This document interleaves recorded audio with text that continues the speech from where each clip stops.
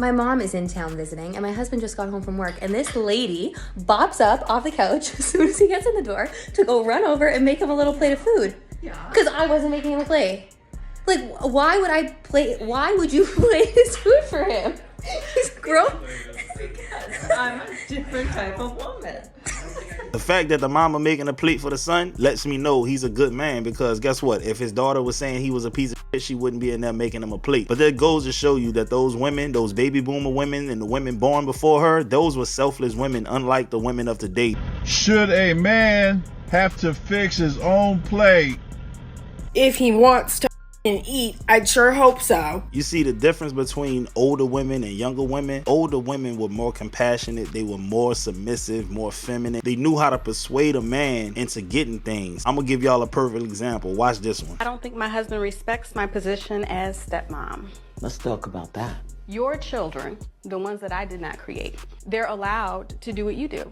They sleep all day. They don't come out of the room. They don't do what they need to do. Wait a minute, hold up. I want you to come over here. I want you to watch this. Let me show you something. Go sit over there. That they are learning to be the kind of man I know you want them to be. They're going to demonstrate the kind of man you teach them to be. And I'm not really sure what to do about that.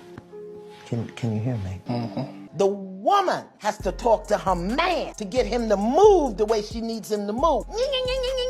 Did you see that? Yeah. Yeah. But if you're a fat guy, like, f you. Yeah. Straight up, like, no one gives a fuck. Now, if you're a fat girl, and they exist, what, they don't exist, right? Yeah. Notice how I say fat girl, everyone goes, hey, whoa. Hey, buddy, where are you going with this, right? Yeah. But hey, they exist, and that's fine. But you talk about a fat girl, now the world's ending. Yeah. Fat dude? No respect. That's right. Nobody cares about fat dudes. They care about fat women because that's marketing dollars. Let's keep it real. They spend money. That's all it's about. It ain't nothing but a tool. Yeah, man, in general, society doesn't give a shit about fat dudes. But they pander to fat women. And then fat women in turn feel like that they are the prize. They feel entitled to things that the skinny girls are entitled to. Something like this next girl I'm about to show you.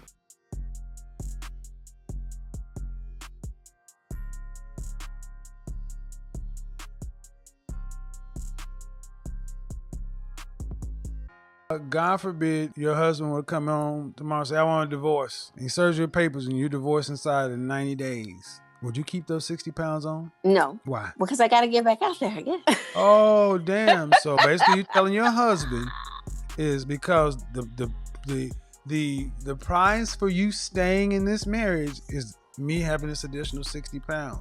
But if you were to leave me, I'd lose it. I am working to get it off, though. I am working to get it off. I just gave it to you, plain and simple. I let you resolve that. This same woman, when the husband leaves her, will play the victim and act like the warning signs weren't there. She probably started off skinny, gained a few extra pounds, refused to lose the weight. The husband couldn't deal with it. And people do this all the time. That's narcissism to a T. Narcissistic women always blame their partners for their bad behavior. It's almost impossible for them to say they made a mistake in the first place, but even when they do, it's all because their partner made them do it. Narcissistic woman could take a knife, stab you in the back multiple times, and it would somehow be all your fault.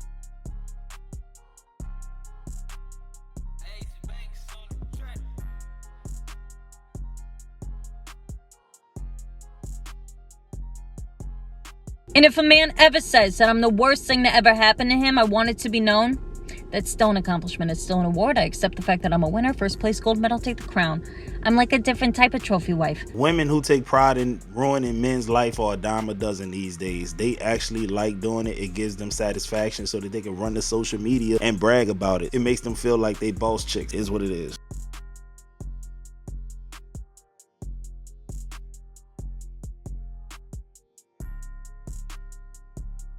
All right, so the question is, Dantes, you have been found to have not cheated. There was nothing on your phone. What do you want to say to Keith? I don't want to be in no relationship with you. I just want to lose my phone number, don't call me or none of that. I'm done, okay? It's done.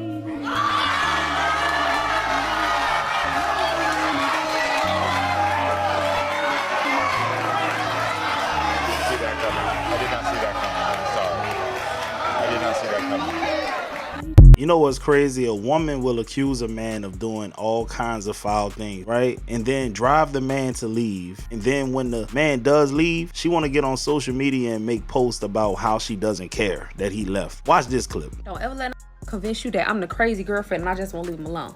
Because one thing about me, if a nigga want to be left alone, that's all he got to do is say it. And he barely got to say it. Baby, he's just as good as left. And imagine me looking as good as the that I do. Chasing after a nigga that told me to leave him alone or that don't want to be bothered. Like, be fucking for real. Like, be for real.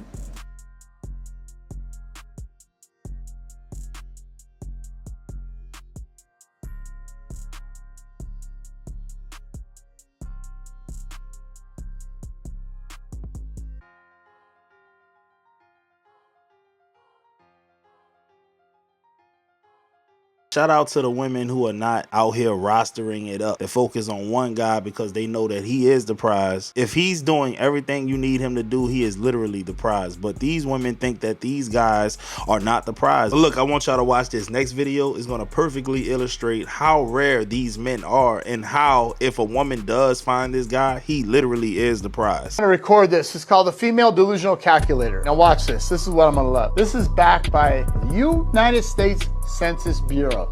It's factual data. Define a man of my dreams. So I'm going to plug this in here, okay? I'm going to go from the average age of 28 to 45. Any race, color, white, black, or Asian. The average height in the United States is 5'9". I'm going to exclude obese men. I'm sure you don't want an obese guy. And let's just say they need to make at least 100K a year. Let's see what the probability of you finding that person in America that's non-married. You have a 5.6% chance of meeting a man that is unmarried, of any race, that's at least 5'9" or taller. He's not obese and he's making 6 figures a year. Y'all wanna know what just be so funny to me? When you be so crazy and delusional about a nigga and he just think he's so special. Like, bro, I have a mental illness and I do this with everybody. I'm just bored.